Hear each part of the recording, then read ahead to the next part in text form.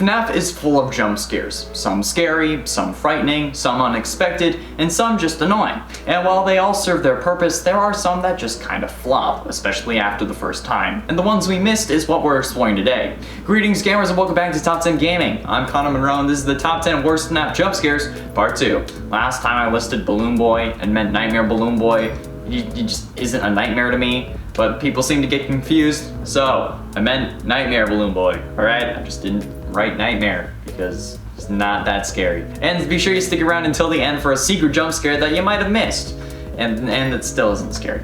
Okay, now let's do this. In a 10 open door. FNAF VR doesn't feature a full FNAF 4 game. However, the Dark Room section does feature a couple levels in the FNAF 4 house. These levels have a special scene that plays when one of the animatronics gets into your room on the opposite side that you're on, where instead of instantly scaring you, they actually open the door and walk in.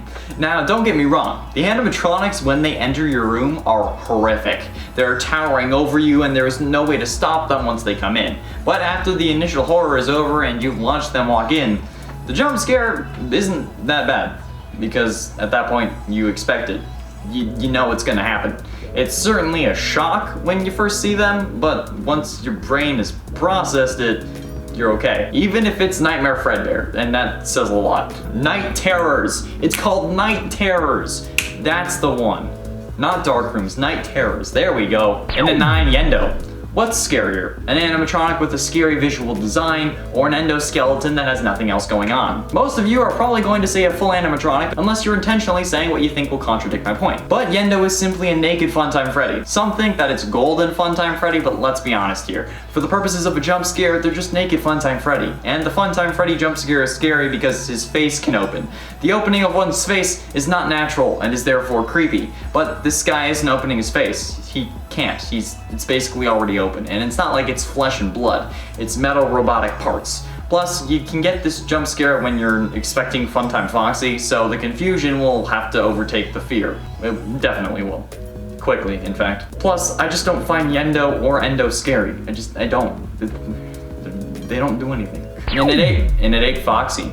The FNAF VR Parts and Service minigame series takes you through repairing each of the original 4 animatronics. Bonnie, Chica, Freddy, Foxy, in that order to be exact. And when it comes to the jump scares, most of them are unexpected, since it just cuts to black and then boom! But with Foxy, they tried something different. Since he's the last one, they mixed it up. And if you fail, the screen fades to black and then comes back with Foxy missing from his spot. You wait for a few seconds and then Foxy runs at you. But they ruined this moment of confusion by having Foxy run at you. If you look any of the 4 directions, you'll see him running too. So it's not like if you turn around to look for him, you won't be able to see him. And like I've been saying, anything that you can expect loses its effect. It may get you the first time, but once you know the pattern, you're good. It's like Pixels. You remember that great movie? You just gotta know the patterns. That's why I'm not scared to do the Foxy Parts and Service, but to get there I have to do the scary stuff, and I don't want to do that. I'm man enough to admit when I'm scared. And at 7, Bidybaps. The Bidybaps from Sister Location are like baby's little siblings. I can't say kids because, well, she's possessed by a kid so it feels weird, but they're basically mini versions of her, except without any red cheeks or hair. And you wanna know one thing that I don't find scary?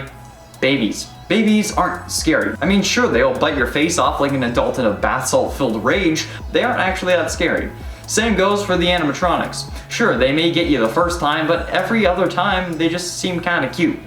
I don't know, something about chubby babies that I'm not gonna have to buy anything for are just, they're so cute. But like, if I have to pay for them because they're mine, then suddenly they become less cute. I hardly have enough money for myself. And yes, I'm calling out all the parents right now who have babies, okay? Unless you pay me, in which case you're doing great, you're wonderful parents. Please don't fire me, Liam.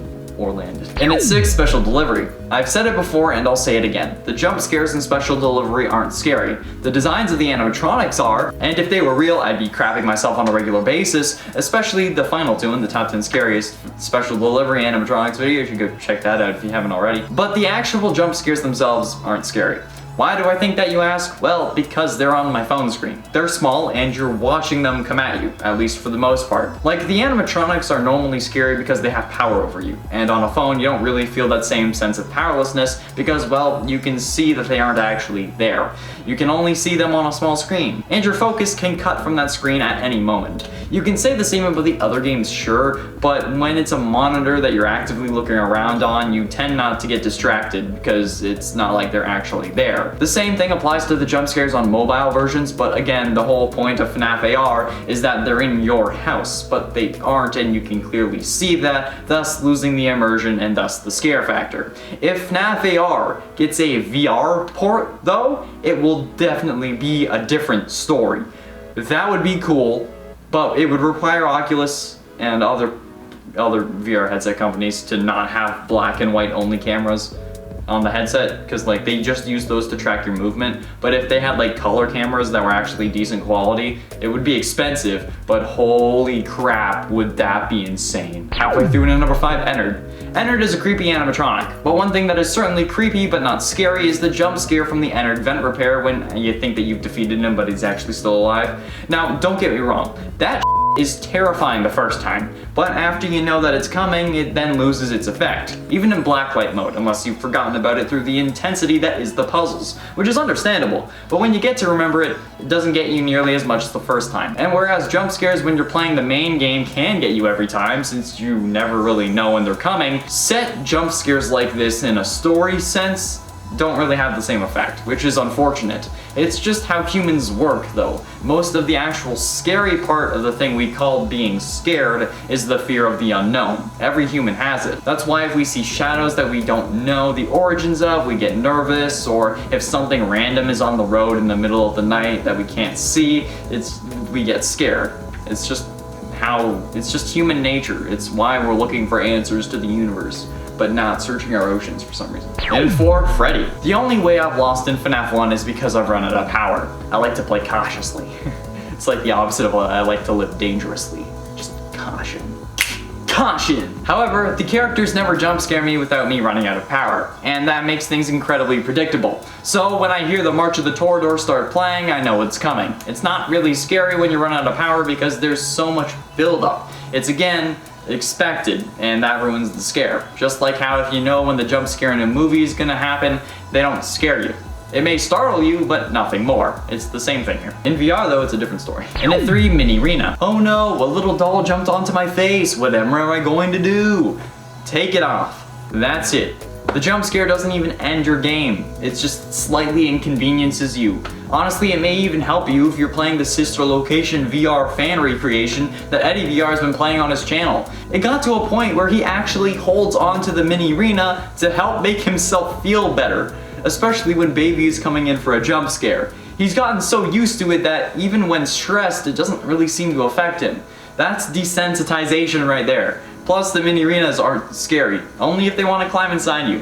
Not a euphemism, that literally happens in a Fazbear Frights book. Maybe that's why they're on your face. They want you to swallow them. And like, I'm not here to kink shame, but that's kinda sus. But ultimately, in at number 2, Red Freddy. There is one mysterious jump scare from FNAF VR that confused the masses when first found. And a lot of you might not know this, it depends on how plugged you are into the FNAF VR world. A version of what seemingly is Freddy, where you can only see a glowing red outline of his nose and teeth. Or eyes, I'm not sure. It's weird and we don't understand why it's there, but out of all the jump scares on this level, it might be the least scary. You can find this in the Pizza Party minigame of FNAF VR, the last level that you unlock after finishing all the other minigames, but it's still not scary. You can't really see anything but red outlines, and you're just left confused. And sometimes feeling a little dirty, but that's okay. We love you anyway, you crazy freak, you. Don't worry, I'm clinically insane as well, so we're in this together. Finally, in at number 1, Foxy.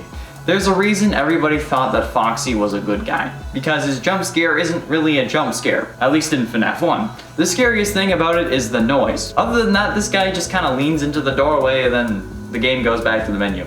It's pretty lame if I'm honest, but at least it gave us some variety. But this scare is so not scary that people legit thought Foxy was a good guy. That's almost as bad as being so bad that Scott had to make another game to scare you, like Springtrap in the last list. That's why this is number 1, but it also is just kind of boring. This scare is vanilla, it's basic. It's the white girl with her pumpkin spice and Ugg boots in the fall taking pictures in a pile of leaves with hashtag blessed as the caption basic. Yeah, that's right, I'm calling you out. You are as basic as the Foxy jump scare, if that's you. You're welcome. Foxy's been on this list so many times. Why is Foxy just not scary? I don't get it. There we have it, friends, the top 10 worst FNAF jump scares part 2. What jump scares are the worst to you, and which ones are the scariest? Be sure you let me know down below. Thank you all so much for watching. I have been and shall remain Connor Monroe, and I'll see you in another video. These levels have a special... Is it dark rooms? I don't think it's dark rooms, actually. It's something else. It's not dark rooms, but it's something else. Crap, that's gonna be annoying. Oh. Something rooms, I think. Crap, that's gonna be bugging me.